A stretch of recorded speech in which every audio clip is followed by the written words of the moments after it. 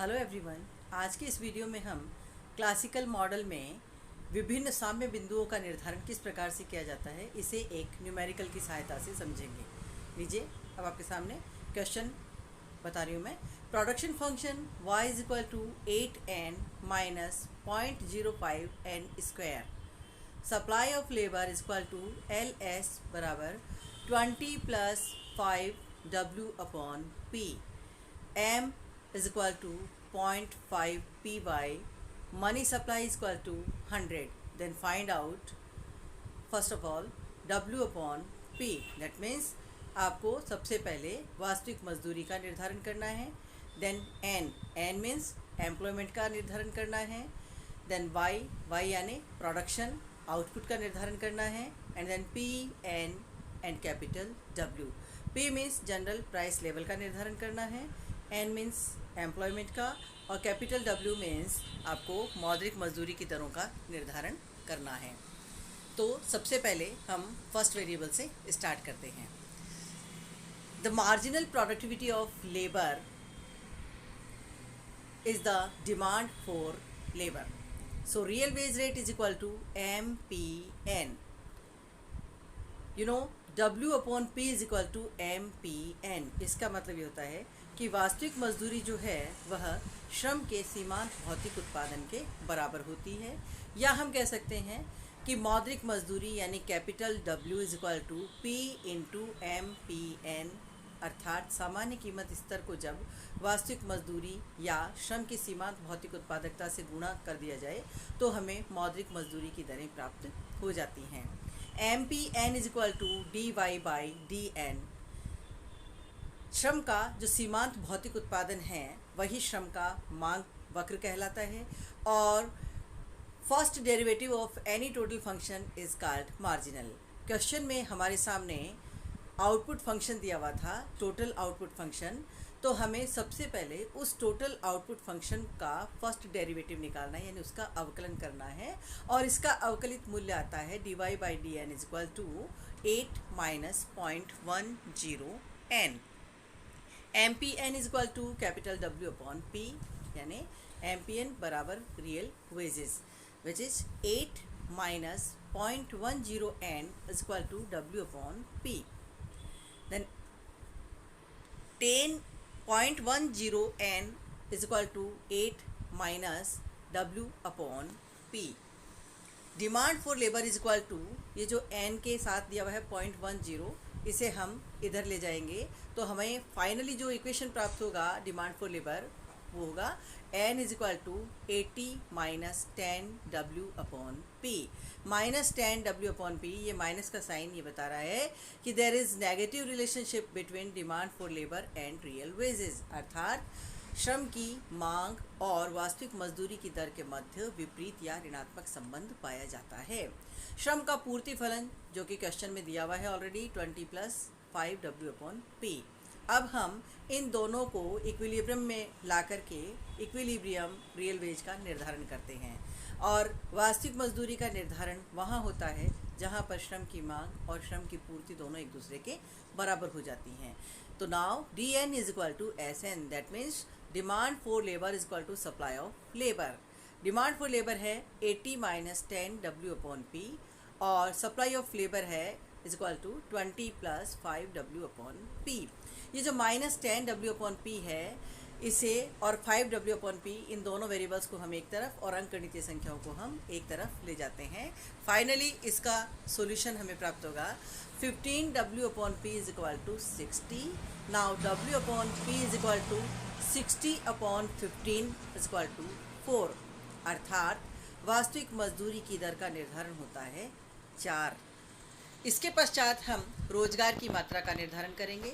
रोजगार की मात्रा का निर्धारण करने के लिए रियल वेज की जो मान हमने ज्ञात किया है उस मान को हम चाहे तो श्रम के मांग वक्र या चाहे तो श्रम के पूर्ति वक्र किसी में भी रख करके हम रोजगार की मात्रा को ज्ञात कर सकते हैं। यदि हम इसे DN फंक्शन में डालते हैं तो n is equal to 80 minus 10 और ब्रैकेट में 4, ये 4 है हमारी रियल वेजेज जिसे हमने श्रम की मांग और पूर्ति इन दोनों की सहायता से ज्ञात किया था। Now n is equal to 80 minus 40 which is 40। So रोजगार की मात्रा 40 निर्धारित होती है। यदि हम इसे श्रम के मांग वक्र की बजाय श्रम के पूर्ति वक्र के द्वारा तय करते हैं तो भी हमें रोजगार की मात्रा इतनी ही प्राप्त होगी। आप देखिए कि श्रम का पूर्ति वक्र है n is equal to 20 plus 5w upon P. w upon P की जगह हम उसका मान 4 रख देते हैं, तो अब हमें पुनः n इज इक्वल टू 40 मान प्राप्त होता है, अर्थात रोजगार की मात्रा है 40। अब हम उत्पत्ति की मात्रा को ज्ञात करते हैं और उत्पत्ति की मात्रा को ज्ञात करने के लिए हम इसे y फंक्शन में रोजगार की मात्रा को हम रख देते हैं। y is equal to 8n, n की जगह 40 लिख देते हैं, माइनस 0.05 n स्क्वायर, पुनः n की जगह हम 40 लिख देते हैं। इस इक्वेशन को सॉल्व करने पर फाइनली जो सॉल्व वैल्यू हमें प्राप्त होती है वो है y is equal to 320 minus 80, यानी y इज इक्वल टू 240। ये उत्पत्ति की मात्रा का निर्धारण होता है। अर्थात अभी तक हम क्लासिकल मॉडल में रियल सेक्टर में जो श्रम बाजार है, उस श्रम बाजार में श्रम की मांग और पूर्ति की सहायता से एक तरफ तो रोजगार की मात्रा का निर्धारण कर चुके हैं, तो दूसरी तरफ हम वास्तविक मजदूरी की दरों का निर्धारण कर चुके हैं। इस डायग्राम से जब हम नेक्स्ट डायग्राम में एंटर करते हैं, जहां पर हम उत्पत्ति की मात्रा का निर्धारण करते हैं, तो उत्पत्ति की मात्रा का निर्धारण यहाँ हुआ है y इज इक्वल टू 240। अब हम प्रश्न को आगे बढ़ाते हैं। अब हम जनरल प्राइस लेवल का निर्धारण करेंगे। यहाँ प्रश्न में m बराबर 0.5 py दिया हुआ है और श्रम की पूर्ति मुद्रा की पूर्ति दी हुई है 100। अब हम मुद्रा की मांग और मुद्रा की पूर्ति दोनों को एक साथ रख लेते हैं। तो मुद्रा की पूर्ति है 100 इज इक्वल टू मांग है 0.5 p और y के स्थान पर हम y का जो मान हमने ज्ञात किया है 240 उसे पुट कर देते हैं, उसको रख देते हैं। जब हम y की जगह 240 लिखेंगे तो अब हमें इक्वेशन प्राप्त होती है 100 is equal to 120 p, then p is equal to 100 upon 120, यानी p बराबर 0.833। अर्थात जनरल प्राइस लेवल जो निर्धारित हुई है वह है 0.833। अब हम मॉनेटरी सेक्टर में आगे फोर्थ डायग्राम में एंटर करते हैं, जहां पर हम सामान्य कीमत स्तर और वास्तविक मजदूरी की सहायता से मौद्रिक मजदूरी की दरों का निर्धारण करते हैं। You all know that W is equal to capital W is equal to small letter w into P। अभी इसी प्रश्न में आपने देखा कि हमने वास्तविक मजदूरी की दरों को ज्ञात किया था। वास्तविक मजदूरी की दर जो कि हमें प्राप्त हुई थी 4, और जनरल प्राइस लेवल जो हमने अभी भी ज्ञात किया है इसका मान है 0.833। तो capital W is equal to W upon P into P, अर्थात 4 into 0.833, then W is equal to 3.332, अर्थात मौद्रिक मजदूरियाँ 3.332 निर्धारित होती हैं। तो इस तरह पहले प्रश्न में पूछे गए सारे वेरिएबल्स का आंसर हमने इस प्रश्न की सहायता से कैलकुलेट किया है, जो कि निम्न प्रकार से हैं। W अपॉन P यानी वास्तविक मजदूरी की दर जो कि 4 प्राप्त हो रही है, general price level P is equal to 0.833, N यानी रोजगार की मात्रा 40 और कैपिटल W यानी मौद्रिक मजदूरी 3.332 हमें प्राप्त हो रही हैं। अब प्रश्न में थोड़ा सा परिवर्तन किया जा रहा है कि there is increase in money supply जो है नाउ बिकम 100 to 150, यानी मुद्रा की जो पूर्ति है जो पहले 100 थी वह अब 100 से बढ़ कर के 150 हो जाती है। जब मुद्रा की पूर्ति में परिवर्तन हो जाता है तो मुद्रा की पूर्ति में परिवर्तन होने पर क्लासिकल मॉडल के अन्य चरों में क्या परिवर्तन होता है इसके बारे में हम देखेंगे। आप सब जानते हैं कि यदि मॉनेटरी सेक्टर में कोई चेंजेज होते हैं तो रियल सेक्टर पर इसका कोई इफेक्ट नहीं पड़ता है, बल्कि केवल मॉनेटरी सेक्टर पर ही इसका इफेक्ट पड़ता है, और ये इफेक्ट पड़ेगा जनरल प्राइस लेवल पर और मॉनेटरी वेजेस पर। नाउ देखिए आप कि m is equal to 150 and m is equal to 0.5 py। So 150 बराबर 0.5 py। इस इक्वेशन को जब हम सॉल्व करते हैं तो फाइनली हमें जो समीकरण प्राप्त होता है वह है 150 बराबर 120 P, then P is equal to 150 upon 120, then P is equal to 1.25। You know W upon P is equal to 4, यानी जो वास्तविक मजदूरी है वह 4 है और P जो है वो अब परिवर्तित हो गया है क्योंकि मुद्रा की पूर्ति में परिवर्तन हो चुका है। इसलिए अब हम मॉनेटरी वेजेस को दोबारा से कैलकुलेट करते हैं और मॉनेटरी वेजेस जैसा आप जानते हैं capital W is equal to real wage into prices. Real wage है 4 इंटू प्राइसेस है 1.25, then 4 into 1.25 is equal to 5। अर्थात अब जो मौद्रिक मजदूरियाँ प्राप्त हो रही हैं वे हैं W बराबर 5। तो इस तरह आपने देखा कि if 50% increase in money supply, then 1.25 upon 0.833 into 100 is equal to 150%. That means 50% increase in price. Then 5 upon 3.332 into 100 is equal to 150%. That means 50% increase in capital W, that means monetary wages. इससे ये clear हो जाता है कि जब मुद्रा की पूर्ति में 50% वृद्धि की जाती है तो तुरंत प्रभाव से सामान्य कीमत स्तर में भी 50% की वृद्धि हो जाती है और साथ ही साथ मौद्रिक मजदूरी की दरों में भी 50% की वृद्धि हो जाती है। अब हम इस प्रश्न को आगे बढ़ाते हैं। ये जो मान हमने ज्ञात किए हैं इन विभिन्न मानों को रेखा चित्र के माध्यम से भी आप समझ सकते हैं। इस रेखा चित्र में जो पहला डायग्राम है dn is equal to SN, जिसमें n और W अपॉन P दिखाया गया है। n की मात्रा हमने 40 निर्धारित की है शुरू में और W अपॉन P जो है यह 4 हमें प्राप्त हुआ है। इसी प्रकार ऊपर इस डायग्राम में जो कि OY है अर्थात उत्पत्ति की मात्रा को दिखा रहा है, उत्पत्ति की मात्रा 240 हमने तय की है और इनिशियल जो प्राइसेस हमने निर्धारित की थी, शुरू में जो कीमतें तय हुई थी वो थी 0.833 और जो मौद्रिक मजदूरियां हैं वह थी 3.33। और जब मुद्रा की पूर्ति में परिवर्तन कर दिया जाता है तो MV वक्र दाहिनी ओर शिफ्ट होकर के MV1 हो जाता है जो रेखा चित्र में आपको दिखाई दे रहा है और इसके दाहिनी तरफ शिफ्ट होने पर जनरल प्राइस लेवल भी परिवर्तित हो जाता है और जनरल प्राइस लेवल में उतना ही परिवर्तन होता है जितना कि मुद्रा की पूर्ति में परिवर्तन होता है। इसी प्रकार नीचे इस फोर्थ डायग्राम में जहां एक 45 डिग्री की रेखा आपको दिखाई दे रही है W अपॉन P जो वास्तविक मजदूरियों को बताती है, इन वास्तविक मजदूरियों के साथ जब सामान्य कीमत स्तर मिलता है तो ये दोनों मिलकर के नई मौद्रिक मजदूरी की दरों का निर्धारण करते हैं। तो यहाँ आपने ये देखा कि जब मुद्रा की पूर्ति में परिवर्तन होता है तो मुद्रा की पूर्ति में जिस अनुपात में परिवर्तन होता है सामान्य कीमत स्तर और मौद्रिक मजदूरियों में भी उसी अनुपात में परिवर्तन हो जाता है। अब हम मुद्रा की पूर्ति में कमी करके देखते हैं। There is decline in money supply is now 70। पहले मुद्रा की पूर्ति 100 थी जो अब घट करके 70 हो जाती है।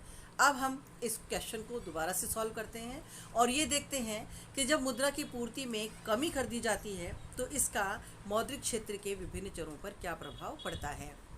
लीजिए, money supply is equal to 70, then M is equal to 0.5 PY, then 70 is equal to 0.5 P और ब्रैकेट में लिखा है 240।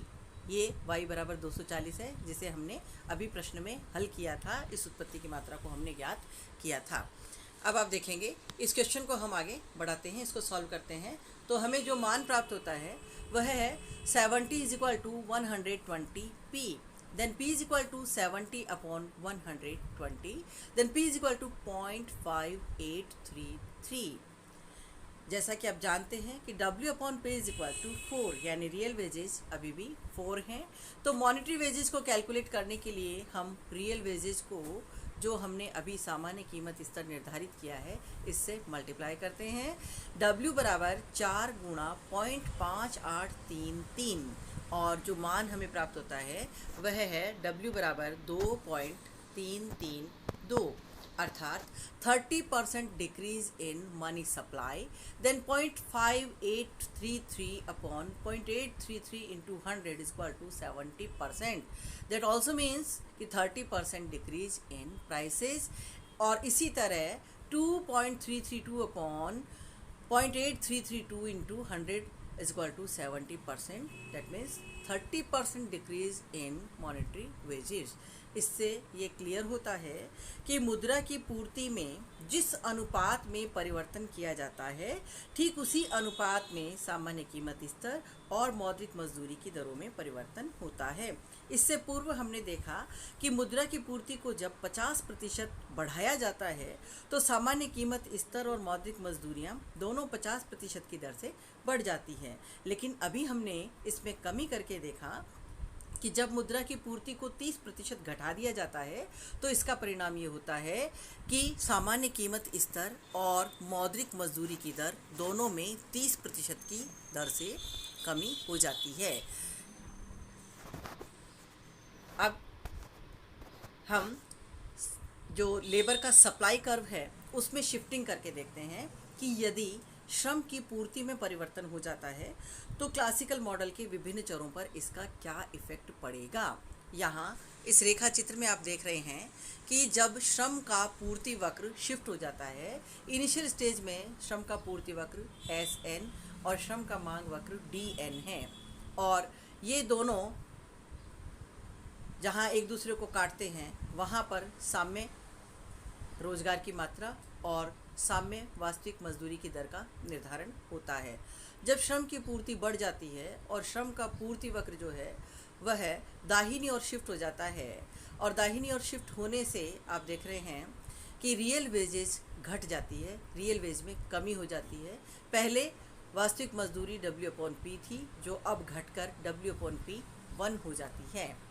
उत्पादन कर्व में बिना किसी परिवर्तन के जब रोजगार की मात्रा में वृद्धि होती है तो उत्पत्ति की मात्रा में भी वृद्धि हो जाती है और उत्पादन OY से बढ़कर के OY1 हो जाता है। यही उत्पत्ति की मात्रा आगे चल करके मॉनेटरी सेक्टर में जाती है, जहां आपको MV वक्र दिखाई दे रहा है। इस MV वक्र को Y जहां टच करता है वहां जनरल प्राइस लेवल P तय होता है, और उसके अकॉर्डिंग जो 45 डिग्री की W/P रेखा है फोर्थ डायग्राम में, जो कि रियल वेज लाइन है, इसके साथ ये प्राइस मिल करके मॉनेटरी वेजेस OW का निर्धारण करती हैं। लेकिन जब श्रम की पूर्ति बढ़ने से रोजगार में वृद्धि हो जाती है, और रोजगार में वृद्धि होने से जब उत्पत्ति की मात्रा में Y से Y1 की वृद्धि हो जाती है तो कीमत स्तर P से घट कर के P1 हो जाता है। कीमत तो इस तरह से आपने देखा कि जब जनरल प्राइस लेवल घट कर के P से P1 हो जाता है तो मॉनेटरी वेजेस भी घट कर के W से W1 हो जाती है।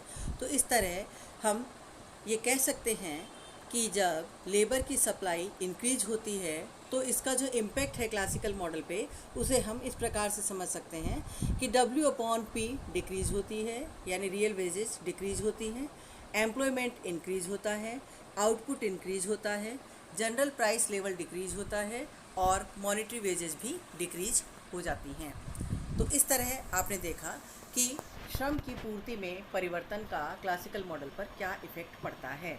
अब हम इसी चीज़ को न्यूमेरिकल की सहायता से देखते हैं कि श्रम के पूर्ति वक्र में यदि परिवर्तन हो जाता है और यह बदल करके अब L = 25 + 5W/P हो जाता है, तो N बराबर जो श्रम का मांग वक्र है वो है 80 - 10W/P।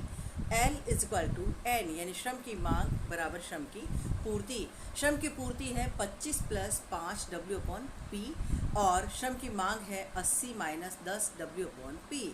इस इक्वेशन को जब हम सॉल्व करते हैं तो लास्ट एंड फाइनली सॉल्यूशन हमें जो प्राप्त होता है वो है 5W/P + 10W/P = 80 - 25, 15W/P = 55, then W/P = 55/15, यानी W/P = 3.6। अर्थात अब जो वास्तविक मजदूरियाँ तय हो रही हैं वो हैं 3.6।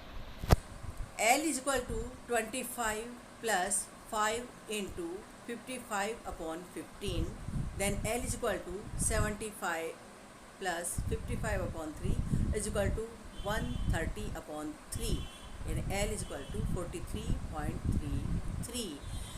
रोजगार की जो मात्रा है, जो पहले हमें 40 प्राप्त हो रही थी, वो अब बढ़कर के 43.33 हो जाती है। इसी प्रकार हम आउटपुट को कैलकुलेट करेंगे और आउटपुट यानी y is equal to 8 into 43.33 minus 0.05 और ब्रैकेट में 43.33 whole square, then y is equal to 346.64 minus 93.87, then y is equal to 252.77, यानी उत्पत्ति की मात्रा जो पहले 240 प्राप्त हो रही थी वो अब बढ़कर के 252.77 हो जाती है। अब हम प्राइस लेवल को कैलकुलेट करेंगे। m is equal to 0.5 py, m जो कि 100 दिया हुआ था और 100 बराबर 0.5 p। अब y परिवर्तित हो गया है और परिवर्तित y का मान है 252.77। तो अब हमें जो p प्राप्त हो रहा है वो p है 0.79। रियल वेजेस जो कि W/P बराबर 3.67 है। अब जो हम मौद्रिक मजदूरियाँ ज्ञात करेंगे तो मौद्रिक मजदूरियाँ यानी capital W is equal to small letter w into P यानी 3.67 इंटू 0.79। तो इस तरह हमने देखा कि अब मौद्रिक मजदूरी की दर जो हमें प्राप्त हो रही है वो है W बराबर 2.89। अब हम देखेंगे कि इफ़ प्रोडक्शन फंक्शन शिफ्ट, यदि प्रोडक्शन फंक्शन में किसी प्रकार की शिफ्टिंग हो जाती है तो क्लासिकल मॉडल के विभिन्न वेरिएबल्स में क्या इफ़ेक्ट आता है, क्या इसका पूरे मॉडल पर प्रभाव पड़ता है। यहाँ इस डायग्राम में आप देख रहे हैं वेरिएबल्स को कि जब श्रम की मांग बदल जाती है तो श्रम की मांग के बदलने के कारण रोजगार की मात्रा, उत्पत्ति की मात्रा, कीमत स्तर और मौद्रिक मजदूरियाँ हर एक चीज़ें प्रभावित होती हैं। यहाँ इस पर्टिकुलर डायग्राम में आपको दिखाई दे रहा है कि यदि श्रम की मांग बढ़ रही है तो ऐसा होने पर वास्तविक मजदूरी की दरों में वृद्धि हो रही है, रोजगार की मात्रा बढ़ रही है और आउटपुट का लेवल बढ़ रहा है और जनरल प्राइस लेवल डिक्रीज़ हो रहा है यानी घट रहा है। इसे अब हम न्यूमेरिकल की सहायता से समझते हैं।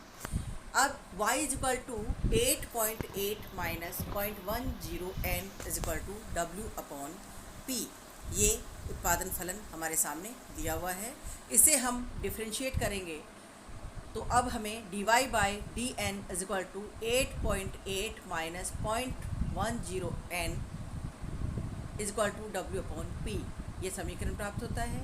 इसको हल करने पर 0.10 n is equal to 8.8 minus W/P, n is equal to 88 minus 10 W/P, n is equal to L बराबर सप्लाई ऑफ लेबर, लेबर का सप्लाई वक्र जो कि पहले ही दिया जा चुका है 20 प्लस 5 W/P बराबर जो श्रम का नया मांग वक्र है वह है 88 माइनस 10 W/P। इसे जब हम सॉल्व करेंगे तो जो मान हमें प्राप्त होगा 5 W/P plus 10 W/P is equal to 88 minus 20, 15 W/P is equal to 68, W/P is equal to 68 upon 15, then W/P is equal to 4.533। तो इस तरह आपने देखा कि जो वास्तविक मजदूरियां हैं वे तय होती हैं 4.533।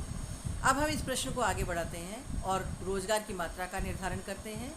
n is equal to 88 minus 10 W/P, n is equal to 88 minus 10 into 4.533, n is equal to 88 minus 45.33, then n is equal to 42.66, यानी रोजगार की मात्रा जो है वह 42.66 तय हो जाती है।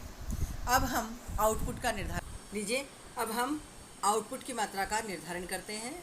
y is equal to 8.8 n minus 0.05 n square, then 8.8 into 42.66 minus 0.05 bracket में 42.66 का whole square, then y is equal to 375.408 minus 90.99, then y is equal to 284.418। अर्थात अब जो आउटपुट तय हो रहा है वह 284.418 यानी 418। अब हम सामान्य कीमत स्तर का निर्धारण करेंगे। m is equal to 0.5 py, 100 बराबर 0.5 p और y के स्थान पर हम लिख देंगे 284.18। 100 बराबर 142.09 p, then p is equal to 100/140.09, then p is equal to 0.7037। अर्थात अब जो सामान्य कीमत स्तर तय हो रहा है वह है p बराबर 0.7037। रियल वेजेज जिसका कि निर्धारण हम पहले कर चुके हैं, W/P इज इक्वल टू 4.533, और अब हम मौद्रिक मजदूरियों का निर्धारण करेंगे। So capital W is equal to small letter w into P, यानी 4.533 इंटू 0.7037, then W is equal to 3.190। अर्थात मौद्रिक मजदूरी की दरों का निर्धारण जो होता है वो है W बराबर 3.18। तो इस तरह आपने इस न्यूमेरिकल की सहायता से देखा कि कंप्लीट क्लासिकल मॉडल को हम थ्योरेटिकल रूप में, रेखा चित्रों के रूप में और साथ ही साथ समीकरणों के माध्यम से भी हम इसका अध्ययन कर सकते हैं। Thank you.